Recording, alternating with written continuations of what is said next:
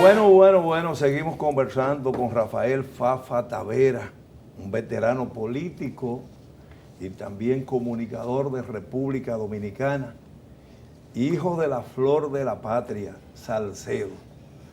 Fafa, entonces luego de todas esas peripecias, de esas vivencias, te dio por estudiar Derecho, ¿verdad? Yo era el promotor cultural en Salcedo y en la escuela, con todo lo que te he dicho. Y también tenía una gran vocación por la lectura. Y por eso yo vine a inscribirme en noviembre de 1958 a la universidad, al primer curso de Derecho. Derecho. En mi curso habían 125 o 130 estudiantes. Era una universidad solo para todo el país. Pero difícilmente éramos más de 2.000 estudiantes. Lo único que había ahí con tanta formalidad en la era de Trujillo, que era con corbata y saco, que había que ir todos los días a la universidad. Y había entonces, Freddy Veragoico era de mi propia promoción y vivía jodiendo ya él con eso. Y muchas mujeres, incluso María Luisa Alonso, que fue reina de San Francisco Macorís en ese año, en el 69, que había un reinado siempre para Santa Ana, ella estaba allá.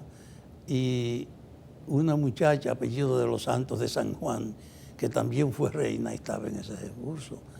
Y había otra muchacha, hija del decano, María Rosa, el nombre del decano.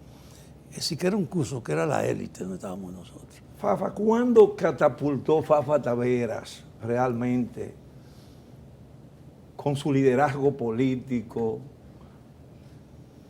con cierta aceptación como dirigente político, durante el trujillismo o durante el transcurso de la Guerra de Abril del 65? Primero, con el trujillismo yo gané una reputación en Salcedo, en el sentido que siendo un promotor cultural me conocía la ciudad entera.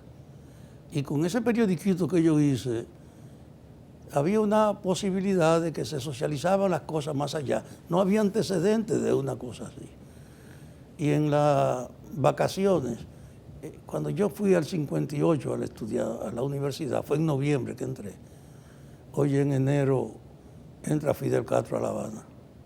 Y la conmoción que produjo Fidel Castro en América Latina y en el mundo fue insuperable todavía. Ha sido, nadie ha impactado tanto con una acción como la que fue Fidel derrotando a un dictador. Y una bendita compañera mía coge y me dice: yo quiero que tú me acompañes hoy al embajador. Y yo fui al embajador. Y allá ella coge y me presenta a Fulgencio Batista. Yo no le voy a dar la mano a este hombre. Y me salgo de ahí corriendo. Es decir, y lo que hace es ratificarme el interés por saber lo que estaba pasando en Cuba. Y en esos días, todos nosotros los jóvenes estábamos bajo esa conmoción. Y estábamos conversando y hablando. Y cuando vino entonces el 14 de junio, que ahora recordamos, en esa expedición, eso fue el desbordamiento.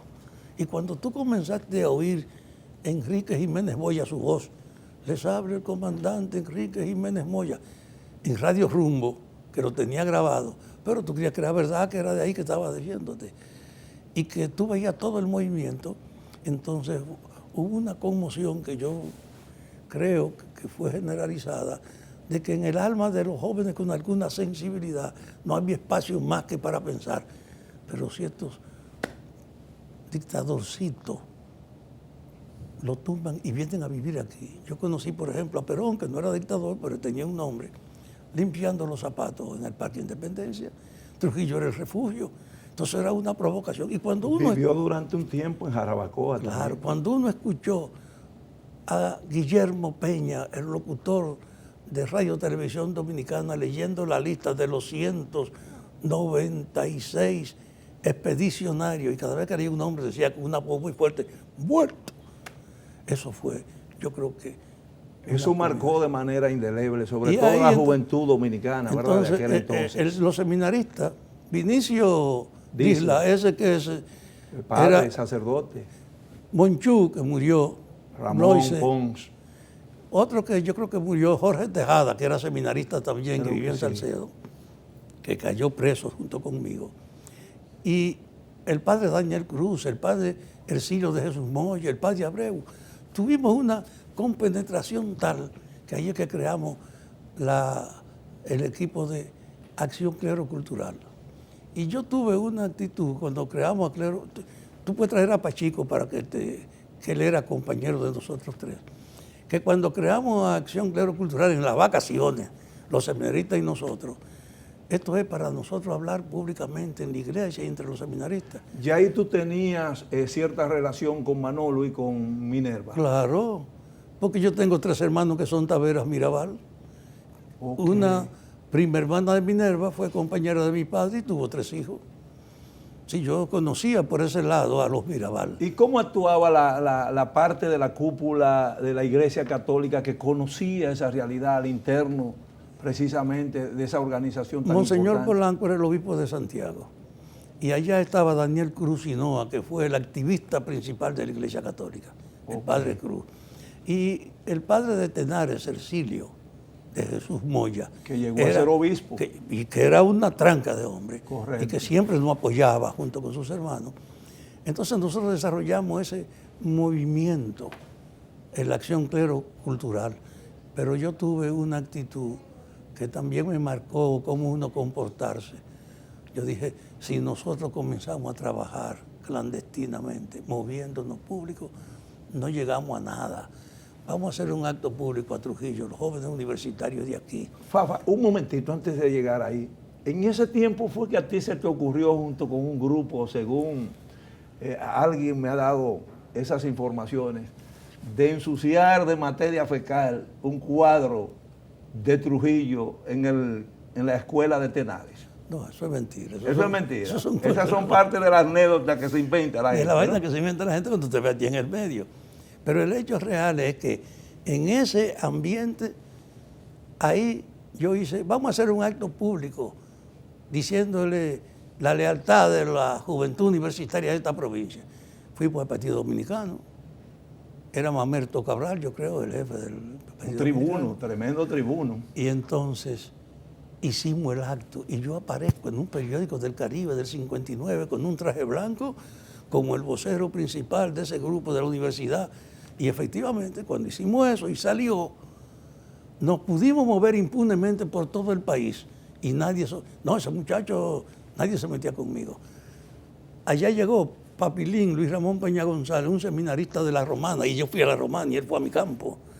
Marién García, de Moca, los 2 lo desaparecieron, fueron también al campo. Y nosotros teníamos entonces una movilidad que solo era hijo de que no éramos sospechosos.